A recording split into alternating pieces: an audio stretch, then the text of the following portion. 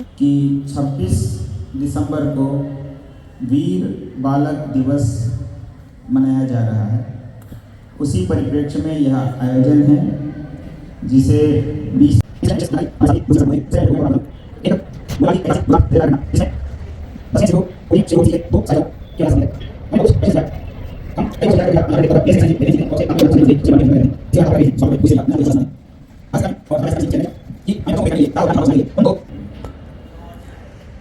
उसकी वास्तविकता के विषय में पता हो कि क्या ये यूं ही थालियों में सजा करके दी गई स्वतंत्रता थी या उन थालियों में पहले बहुत सारे सर सजे थे।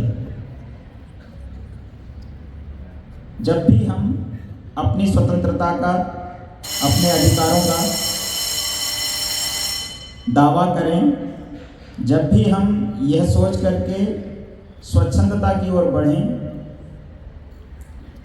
हमें दूसरों के अधिकारों की चिंता न होने लगे, तब हम थोड़ा सा पीछे मुड़ करके अपने इतिहास से कुछ सीखें, कुछ समझें और कुछ।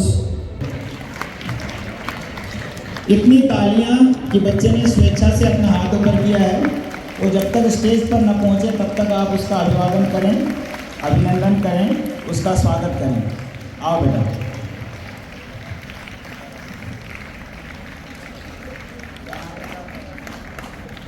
सामने मनप्रीत हैं 8th A से।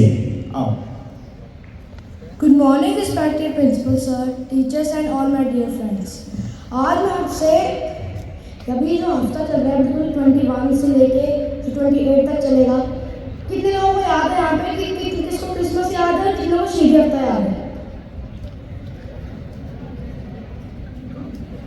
बहुत से लोगों को तो याद भी नहीं है, वही लास्ट लाइन ही बोल रही है। तो ये स्टार्ट होती है स्टोरी औरंगजेब के टाइम से, जो पहले का टाइम चलता था, मुगल टाइम। तो उस टाइम के अंदर जो औरंगजेब था, जब सिखों के 9वें गुरु थे, तो उन्होंने हिंदुओं को मुस्लिम में कन्वर्ट करना शुरू कर दिया। तो वो ज़बरदस्ती करते थे। तो उस टाइम के अंदर जब वो सारे हिंदू मिलकर, कश्मीरी पंडित मिलकर गुरु तेग बहादुर जी के पास आते हैं, जो कि सिखों के 9वें गुरु थे, तो वो उनको कहते हैं कि हमारी मदद करो, औरंगजेब हमारे को ज़बरदस्ती मुस्लिम बना रहे हैं। तो वो कहते हैं कि उस औरंगजेब को बोलो कि पहले वो सिखों के 9वें गुरु का सिर झुका दे, फिर सारे हिंदू मुस्लिम बन जाएंगे। औरंगजेब को उनको दिल्ली बुलाता है, तो वो दिल्ली जाते हैं। दिल्ली के जाने के बाद उनके काफ़ी साथियों को मार दिया जाता है, उनको भी तड़पाया जाता है, खाना नहीं दिया जाता, पानी नहीं दिया जाता, और उनको यही बोला जाता है कि तुम भी मुस्लिम बन जाओ, हम तुम्हें छोड़ देंगे। बट वो नहीं बनते। और इसी दिल्ली की लाल चौक में यहाँ पे शीशगंज साहब भी है, वहाँ पे उनका सिर अलग कर दिया जाता है। तो उसके बाद जो सिखों के 10वें गुरु थे, गुरु गोबिंद सिंह जी, उनकी 12 से 13 साल की उम्र होगी जब वो सिखों के 10वें गुरु बन गए थे। जब वो बड़े होते हैं तो अनंतपुर साहब में किला में रहते हैं, उनको अभी जो पंजाब में है। तो जब औरंगजेब देखता है कि ये भी अपने पिता की तरह लोगों की मदद कर रहा है, मेरा राज खत्म हो रहा है कि मैं लोगों को मुस्लिम नहीं बना पा रहा, लोगों का धर्म नहीं परिवर्तन करने पा रहा, तो अनंतपुर साहब के किले को घेरा डाल लेता। मतलब घेरा डालने से मतलब घेर लेना। तो वो घेर लेता तो 6 से 7 महीने किला केवल घेरा ही चलता है। तो वो लोग जो उस टाइम के पहाड़ी राजा थे, मुगल थे, वो कुरान की कसम खाते हैं, और पहाड़ी राजा गाय की कसम खाते हैं, गाँव भी कहते हैं जिन्हें। लेकिन वो नहीं मानते। बट जब लास्ट तक उनके पास खाने को भी कुछ नहीं बचता, मतलब इतने बुरे हालत है कि अगर आप थोड़ा इतिहास खोलना शुरू करेंगे ना, तो आपको ये पता लगेगा कि अगर बाहर पानी लेने भी जाना पड़ेगा ना, तो 4 सिख जाएंगे, तो 2 लड़ेंगे, तो 2 पानी लाएंगे। उस टाइम फिर उन्होंने आखिर में ये डिसीजन लिया कि अब हम किला छोड़ के यहाँ से निकलेंगे। मुगलों का रास्ता बना दिया गया, मुगल पीछे हो गए क्योंकि अब जाना था। लेकिन गुरु गोबिंद सिंह जी को अभी भी पता था कि वो लोग हमला करेंगे, उनको इसलिए उन्होंने पहले सब इकट्ठे नहीं निकले, वो सब ग्रुप बना के निकले। पर जब आखिरी ग्रुप निकला तो मुगलों ने पीछे से हमला कर दिया। उस दिन बहुत तेज बारिश हो रही थी, और वहाँ पे आप सब जाओगे तो आपको पता लगेगा वहाँ पे एक सरसा नदी भी है। उस दिन वहाँ पे बाढ़ भी आ रही थी। बाढ़ के अंदर खजाना भी बह गया, कुछ जो इम्पोर्टेंट बुक्स कहते हैं जिन्हें हम हिस्टोरी की, वो भी बह गई, सब बह गया। आधे से ज़्यादा सिख भी शहीद हो गए, सब कुछ हो गया। उसके बाद सारा परिवार अलग हो गया। गुरु गोबिंद सिंह जी अपने सिखों के साथ चमकौर की गढ़ी में चले गए। साहिबजादे उनके जो घर पे दूध देने आते थे, गंगू, उनके घर चले गए माता जी के साथ। अजीत सिंह युवराज सिंह जी तो गुरु गोबिंद सिंह जी के साथ थे और बाकी सिख दिल्ली की तरफ चले गए। पूरा परिवार अलग हो जाता है। फिर वो आज का दिन, आज का इतिहास है जो 23 चली गई। आज के दिन जब गुरु गोबिंद सिंह जी चमकौड़ी गढ़ी में गए थे तो वहाँ पे मुगलों को जब जैसे पता लगता है 10 लाख की फौज लेके वहीं पे आ जाते हैं। रात को वो पहुँच जाते हैं तो उन्हें पता लगता है फौज कितनी होगी, तो 10 लाख की फौज और अंदर से 40 सिख और पूरी फौज पूरा कहीं से निकलने को इंतजाम नहीं। फिर वो कहते हैं कि हमें यहाँ से, आप उसी कहते हैं गुरु जी को कि आप यहाँ से अपने बच्चे लेकर निकल जाओ। फिर गुरु जी कहते हैं नहीं, मेरे सिर्फ बच्चे नहीं हैं, तुम सारे मेरे बच्चे हो। उसके बाद वहाँ पे जंग शुरू होती है, 5-5 करके सिख बाहर जाते हैं, मारते हैं और ऐसे करते करते करते उनके दोनों साहबजादे शहीद हो जाते हैं और रात तक 2.5 लाख मुगल मार जाते हैं। इस बच्चे के लिए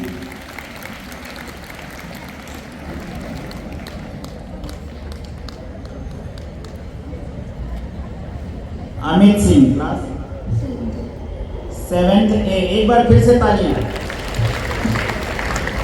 तो जो जैसे गुरु गोबिंद सिंह जी थे, उनके पिता थे जो, तब से ये लड़ाई चलती आ रही है। उन्होंने अपना सर भी त्याग दिया था, अपना सर भी उन्हें दे दिया था, कलाम भी दिया था, पर तब भी ये लड़ाई नहीं रुकी थी। और जब गुरु गोबिंद सिंह बड़े हुए तो फिर से ये लड़ाई शुरू हो गई थी। तो इसके लिए सबने और उनके पंचप्यारों ने भी, बेटों ने भी अपना त्याग दे दिया। तो न्यू ईयर पे प्लीज अपना न्यू ईयर न मनाएं, क्योंकि जो हमारे गुरु थे उन्होंने त्याग दिया था और उनसे प्रेरणा लिया। प्लीज। धन्यवाद बच्चे, ये बच्चे की भावना है। अब मैं हमारे बीच देता हूँ, एक बार जोरदार तालियों से सबका स्वागत कीजिए।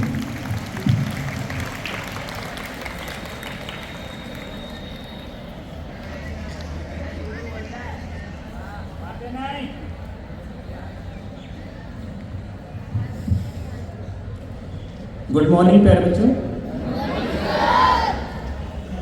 Respected Sanjay sir and all my dear colleagues, आज जो हमें सुबह सुबह ये बोला गया, एक्चुअली पता इसके बारे में हमें है, बट फिर भी स्टिल थोड़ा बहुत जो इसके बारे में बता सकता हूँ मैं कोशिश करूँगा। वैसे बच्चे ने मनप्रीत ने काफ़ी अच्छा बताया है और मैक्सिमम मुझे भी यही कुछ ही बता रहा है, ठीक है। तो बात स्टार्ट होती है जहाँ रिलीजन शुरू कैसे हुआ।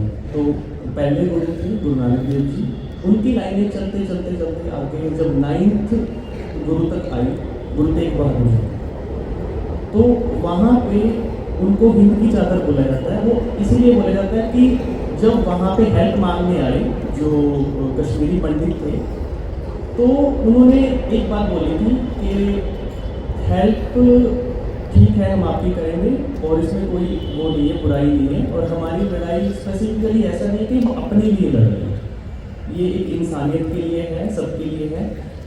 तो उन्होंने ये बोला कि आप जो उस टाइम पे मुगल एम्परर थे औरंगजेब, उनको जाके ये बोला कि ये बोल दीजिए कि अगर आप गुरु तेग बहादुर जी को अगर आप इस्लाम में कन्वर्ट कर पाए तो सारे हिंदू हम अपनी मर्जी से कन्वर्ट हो जाएंगे। अब तो उनको इस चीज़ के लिए दिल्ली बुला लिया गया, तो वो दिल्ली गए उसके बाद, और यहाँ पे चांदनी चौक में उसके पास एक गुरुद्वारा है शीशगंज साहिब, वहाँ पे पहले उनको 3 बातें बोली गई कि सबसे पहले कि या तो आप एक करामात दिखाइए। तो उन्होंने साफ मना कर दिया कि करामात तो हम नहीं दिखा पाएंगे क्योंकि वो तो भगवान की मर्जी है। दूसरा उनको बोला गया कि दूसरा है आपके पास ऑप्शन कि आप इस्लाम में कन्वर्ट हो जाइए। तो उन्होंने ये बोला कि भगवान ने हमें जैसे भेजा है हम वैसे ही रहना चाहते हैं और वैसे ही रहेंगे, ठीक है। और फिर तीसरा ऑप्शन उनको बोला गया कि अगर ऐसा नहीं है तो आपको यहाँ पे मार दिया जाएगा, मृत्युदंड मिलेगा आपको। तो तब उसके बाद उन्होंने क्या किया, बोल दिया कि हाँ चलो ठीक है, मरना हमें कबूल है, लेकिन जो पहली 2 बातें हैं उनमें से कुछ नहीं होगा। तो उसके बाद ऐसा नहीं हुआ कि एकदम उनकी शहीदी होगी, उससे पहले कुछ सिख जो साथ गए थे उनको 2-3 दिन तक उनके सामने शहीद किया गया और वो काफ़ी ब्रूटल था, ये दिखाने के लिए कि हो सकता है इनको देख के ही मान जाए, लेकिन वो नहीं माने।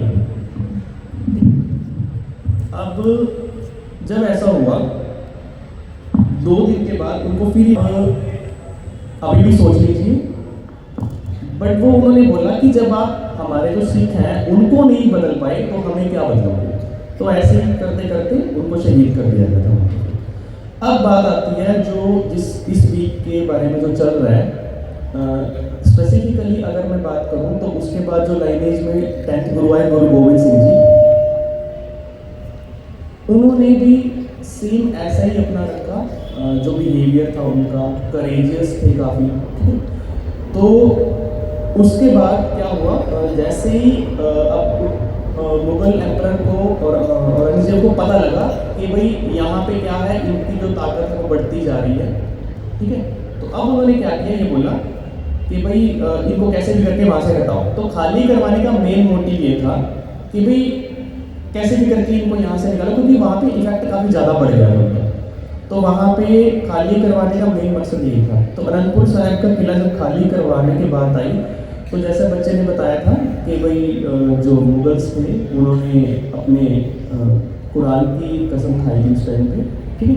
तो बात ये नहीं थी कि वो खाली किया क्यों उन्होंने, बात ये थी उनके दिमाग में एक चीज़ थी कि वो रिस्पेक्ट कर रहे थे उस टाइम कुरान से। क्लियरली एक बात मैं यहाँ पे मेंशन करता हूँ, उनकी लड़ाई किसी रिलीजन से नहीं थी, किसी से नहीं थी, बल्कि ह्यूमैनिटी के फेवर में थी हमेशा। तो खाली करने की बात आई, सेम आज के टाइम में जब हम बैठे हैं ना, तो हमने देखो 3-3 स्वेटर ऐसे ऐसे डाल रखे हैं, हमें ठंडी लग रही है। तो आज कुछ ऐसा ही टाइम था उस टाइम पे भी। और जैसे बच्चे ने बताया कि जैसे जैसे आप नॉर्थ की तरफ जाते हो ना, तो ठंड और बढ़ती जाती है, वो कोहरा भी पड़ता है वहाँ पे। और वो दिन तो ऐसा था कि उस दिन बारिश भी हो रही थी रात के टाइम पे। और नदी, जब आपको पता है कि जब बारिश होती है तो नदी का क्या होता है, वो लेवल जो होता है उसका बढ़ जाता है, तो उसको क्रॉस करना उतना ही मुश्किल हो जाता है। अब करते करते करते क्या हुआ, जब एक जैसे ही वो निकले तो पीछे से अटैक हुआ। तो उन्होंने क्या किया, अब वो नदी इतनी हैवी थी कि पहले औरत और बच्चों को बचाने के लिए उन्होंने बोला कि आपको नदी क्रॉस करनी है, क्योंकि सबसे वल्नरेबल वही होते हैं। तो उनको पहले क्रॉस कराने के उसमें क्या हुआ, काफ़ी कुछ वहीं पे नदी में बह गए थे, जिसमें स्क्रिप्चर्स भी थे काफ़ी सारे। अब इस चीज़ में क्या हुआ, जो गुरु गोविंद सिंह जी थे और उनके जो 2 बड़े बेटे अजीत सिंह और जुझार सिंह, वो एक तरफ रह गए मुगल्स को रोकने के लिए। और जो 2 छोटे साहिबजादे थे, जोरावर सिंह और फतेह सिंह, जिनकी एज 9 साल और 6 साल रिस्पेक्टिवली इतनी थी, वो दूसरी साइड चले गए। और उनके साथ उनका नौकर था जो वहाँ पे 12 साल से काम कर रहा था। अब जब वो लड़ाई पे बात आई, चमकौर में चले गए बड़े साहिबजादे और गुरु गोविंद सिंह जी। तो जब लड़ाई की बात आई तो वो सिर्फ वहाँ पे 42 थे वहाँ पे उस टाइम पे, और जो घेरा था वो 10 लाख का था। तो तब गुरु गोविंद सिंह जी ने एक वो अपना जो कोट था वो करके दिया था कि 1 सिंह 1.25 लाख के बराबर है। ये ऐसे ही नहीं मिल गया कि हमने जस्ट लिख दिया है, ये एक्चुअल में फेस हुआ था उस टाइम पे। और वो सारे भूखे भी थे उस टाइम पे, लेकिन स्टिल 5-5 के अपना ग्रुप बना के वो बाहर गए। वहाँ पे बिल्कुल फाइट दी उन्होंने, लड़े। और वहाँ का जो सूबेदार था जिसने ये सब कुछ करवाया था, वजीर खान ने, उसका मेन एम था कि मुझे कैसे भी करके 10th गुरु को कैद करना है और उसको इस्लाम में कन्वर्ट करना है। लेकिन क्या हुआ, लड़ाई हुई, पूरा दिन निकला, करते करते करते शाम हो गई। अब शाम होने से पहले क्या था, जो सबसे बड़े बेटे थे अजीत सिंह, वो उन्होंने बोला कि अब मेरी बारी है जाने की। तो गुरुजी ने बड़ी खुशी खुशी एक प्राउड फील करते हुए उनको बाहर भेजा। ऐसा नहीं था कि भाई वो, देखो बच्चों से प्यार सबको होता है, ऑब्वियस है उनको भी था, लेकिन वो सबको बराबर समझते थे, ये नहीं था कि कोई बड़ा है कोई छोटा है। तो फिर उनको बाहर भेजा, तो ऑब्वियस है वो भी अच्छी फाइट दी उन्होंने और लास्ट में वो भी शहीद हुए। उसके बाद जो सेकंड थे जुझार सिंह, उनकी एज 14 साल की थी, वो भी अब बोलने लगे कि मुझे भी जाना होगा। तो बिना किसी हिचकिचाहट के, बिना कुछ सोचे, और बिल्कुल उनको भी सेम ऐसे बोला कि हाँ जाओ। वो भी गए, सेम एज की, वहाँ पे फाइट चलती रही, सेम वो भी ऐसे ही शहीद हो गए। अब ये तो बात थी बेटा बड़े जो शायद चले थे। तो अब दूसरी तरफ क्या था, जो गंगू था उसने क्या किया, पैसे के लालच के चक्कर में जो छोटे साहिबजादे थे जिनकी एज 9 और 6 साल थी, जोरावर सिंह और फतेह सिंह, उनको सरहंद के जो उस टाइम पे सूबेदार थे वजीर खान, उनके सामने दे दिया। अब वजीर खान की प्रॉब्लम क्या थी कि वो बड़ी उससे सोच के आया था कि मैं कैद करूँगा, कैद तो वो नहीं कर पाया। अब कहीं ना कहीं दिमाग में फ्रस्ट्रेशन चल रही थी उसकी। अब जब पता लगा कि हाँ उनके बच्चे मिल गए तो उसके दिमाग में ये चीज़ आई। तो अब नेक्स्ट डे उनको कैद करके बुलाया गया।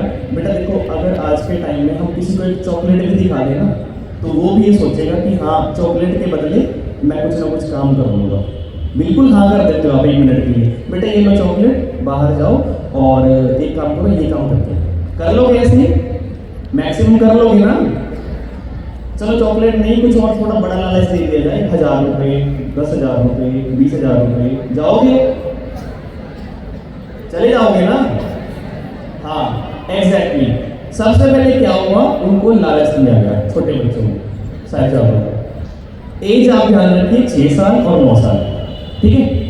और मैं आज भी कई बार नोट करता हूँ कि एज सिर्फ एक नंबर है, वो आप किसी की इंटेलिजेंस से, किसी की इंटेलेक्चुअल्स को नहीं माप सकते, ठीक है। सबसे पहले लालच दिए गए कि अगर आप कन्वर्ट होते हो तो आपको ये राजमहल में रखा जाएगा, अच्छी आपको सब कुछ बढ़िया रखा जाएगा। तो उन्होंने मना कर दिया। उन्होंने बोला कि जब हमारे दादाजी नहीं माने तो हम कैसे माने। उसके बाद सेकंड, अब अगर आप प्यार से नहीं मानोगे तो क्या करेंगे? डर से मनाएंगे।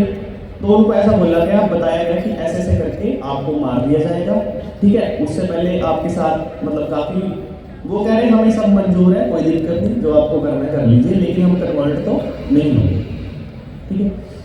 तो नेक्स्ट डे जैसे बच्चे ने बताया था कि उनको पेड़ पे बांध के पत्थर मारे गए और उनकी जो उंगलियां थी उससे अगली गई, उसको जो खमची होती है, खमची से उसका मांस खींच लिया गया, जो हाथ का था, यहाँ से मांस निकाल लिया था उनका, और बीच में ऐसे रख के वो लोहे की होती है, उनके हाथ बिल्कुल मतलब उंगलियां तोड़ दी गई थी, ठीक है। तो फिर तीसरे दिन जब फरमान जारी करने की बात आती है तो उनसे पूछा गया कि आप कैसे मतलब अगर आपको छोड़ दिया जाए तो क्या करोगे। तो उन्होंने क्लियरली बात की कि जब तक ऐसे आप ब्रूटैलिटी करते रहोगे, जब तक आप ऐसे अत्याचार करते रहोगे, हम दोबारा जाएंगे, अपने पिताजी से मिलेंगे और फिर दोबारा इकट्ठे होकर फिर दोबारा आपको अटैक करेंगे, अपनी ह्यूमैनिटी को बचाएंगे। तो उसके बाद फिर उनके लिए फतवा जारी हुआ कि भाई आपको मारा नहीं जाएगा, आपको जिंदा दीवार में चिनवा देंगे। जो वीर बाल दिवस है वो इसलिए मनाया जा रहा है कि उनको छोटे साहिबजादों को याद करने के लिए। तो क्या हुआ, जैसे 1705 में 26 दिसंबर की दिन पड़ता है, तो उस पर उनको दीवार में चिनवा दिया गया। अब दीवार मतलब भगवान भी उस टाइम पे शायद साथ था, वो क्या था, दीवार रुकी नहीं, वो गिर गई दीवार जिसमें चिनवाया। अब बेटा चिनवाने का मतलब ये है कि चारों तरफ ईंटें लगा दी और ऐसे ही हो गया बस काम नहीं। चिनवाने का मतलब ऐसा है कि जैसे आप नॉर्मली बीच में सीमेंट भरते हो, सब कुछ ईंटें चारों तरफ लगा के, वैसे जैसे एक्चुअल में होता है, ठीक है, उस तरह चिनवाना था। तो हुआ उसके बाद वो दीवार जो थी, तो अब वहाँ भी उसकी ब्रूटैलिटी वजीर खान की खत्म नहीं हुई।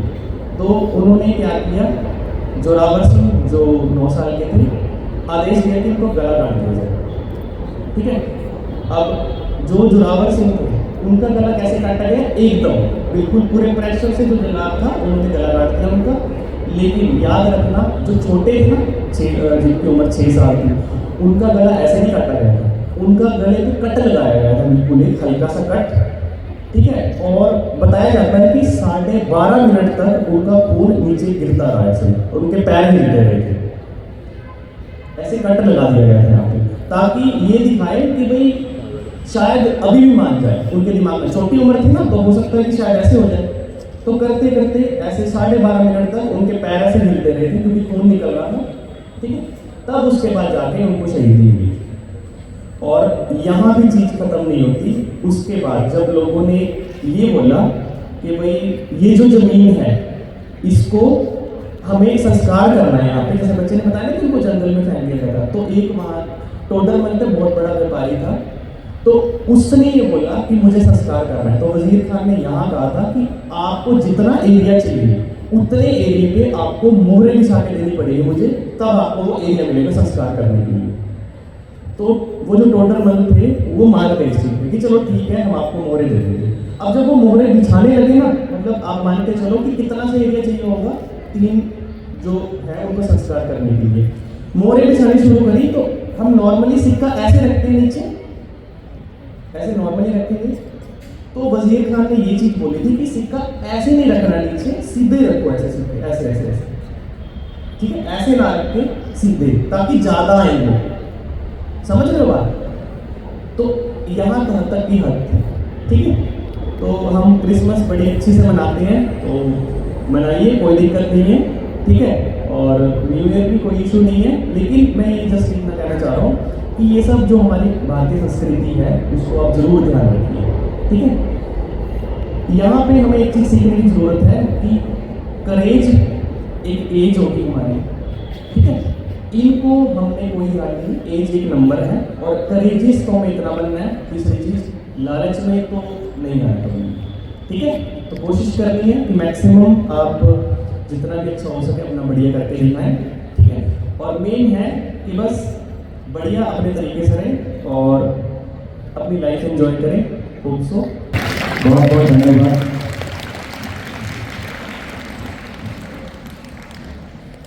वस्तुतः यह लड़ाई एक क्रूर मानसिकता और मानवता की रक्षा के बीच की रही।